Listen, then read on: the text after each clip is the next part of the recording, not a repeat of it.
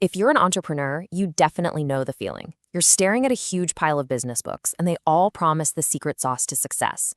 But let's be real, which ones actually deliver? Today, we're going to cut right through all that noise. We're going to unpack the core, game-changing ideas from 10 books that can genuinely rewire the way you think about your business. To get to these 10 ideas, we had to dig through, well, a lot. Over 50 business books, from the old school classics to the latest stuff. And the whole point was to filter out the fluff and find the ideas that actually move the needle in a real business. And you know what came out of all that reading? Not 50 complicated strategies. Nope. It boiled down to just 10 powerful, needle-moving ideas. These are the concepts that help you sidestep the big mistakes and totally shift your thinking on how to grow. This quote just nails it, doesn't it? It's so true. Business advice is rarely just kinda helpful. It's either a total waste of your time or it's an absolute game changer. And today, we are focused 100% on the game changers. So here's our roadmap. First, we're going to start with the internal game, the mindset foundation. Then we'll get into strategy with the wealth blueprint. After that, it's all about action with start scrappy, sell big. And we'll wrap up with that critical leap from founder to CEO. Let's dive in. All right, first up, the mindset foundation. Why? Because before you can build anything out there in the real world, you got to win the game that's happening between your ears. Your success has less to do with what you do and everything to do with how you think. The first big shift comes straight from Carol Dweck's book, Mindset. See, a fixed mindset says, I can't do this, period. It believes your skills are set in stone. But a growth mindset, it says, I can't do this yet.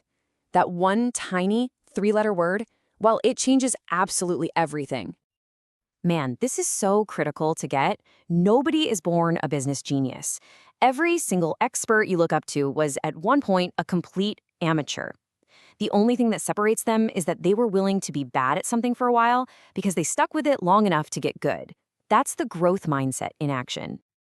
And building right on that idea of sticking with it, we've got The Slight Edge by Jeff Olson. The whole idea here is that massive success almost never comes from some big, dramatic breakthrough. No, it's the result of tiny, simple, daily disciplines that compound over time. But here's the catch, and it's a big one. These little actions are super easy to do, but they're also super easy not to do, right? Reading for 30 minutes instead of scrolling Instagram doesn't feel like a big deal today. But you compound that choice over 5 years, that's what separates incredible success from just staying stuck. Okay, so our mindset is in the right place. Let's move on to section 2, the wealth blueprint. This is all about making the huge mental shift from trading your time for money to creating real, scalable value. A really core idea here comes from the Almanac of Naval Ravikant. We're all taught to just work harder, right? More hours equals more money. But there's a hard cap on how many hours are in a day. Naval says the real path to wealth is through leverage, using tools that multiply your effort, so your results are disconnected from your time. So Naval talks about classic leverage, like hiring people or using money. But the most powerful form of leverage today is what he calls permissionless leverage. We're talking about code and media. Anyone can create a piece of software or a YouTube video that works for them 24/7, reaching thousands of people without needing anyone's permission. That's insane. And this idea leads us perfectly into Peter Thiel's masterpiece, 0 to 1. He makes this brilliant distinction between going from 1 to N, which is basically just making a slightly better version of something that's already out there, and going from 0 to 1, which is creating something brand new.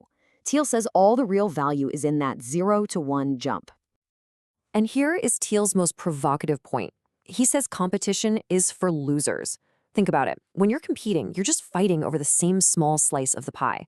The real goal shouldn't be to outcompete everyone else. It should be to create a whole new category where you have no competition at all.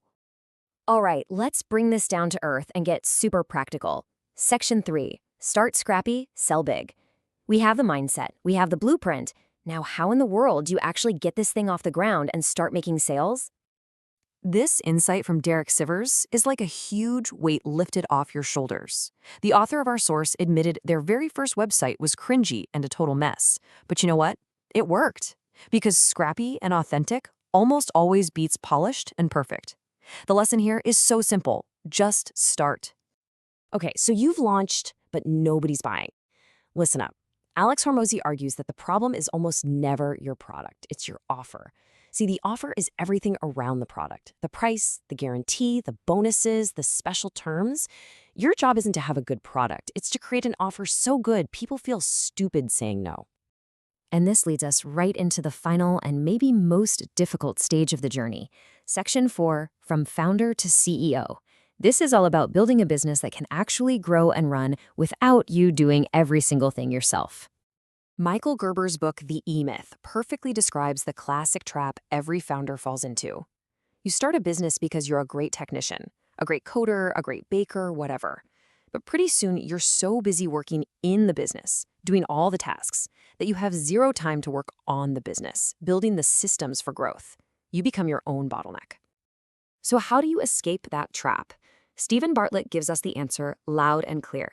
You have to get over your ego and hire people who are better than you at specific things. A truly great CEO isn't the best at everything. They're the best at building a team of A players who are masters of their craft. Now, if all of this sounds really overwhelming, Josh Kaufman's The Personal MBA simplifies everything beautifully. He argues that every single business on the planet, whether it's a lemonade stand or Apple, is just a combination of these 5 things. That's it.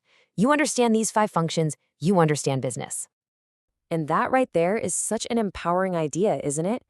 Business isn't some secret language you need a fancy degree to understand. It's a skill. And the fundamentals are actually pretty straightforward. Once you get them, the only thing left to do is go out and apply them. So when you put all these pieces together, you can really see the whole journey. It starts inside with your mindset. From there, you build the right blueprint. Then you get in the trenches and you learn to sell. And finally, you evolve from being the person doing all the work to being the architect of a machine that works for you. We've covered some really big ideas today, from your mindset all the way to building systems, but none of it means a thing if you don't take action. So I'm going to leave you with a very direct question.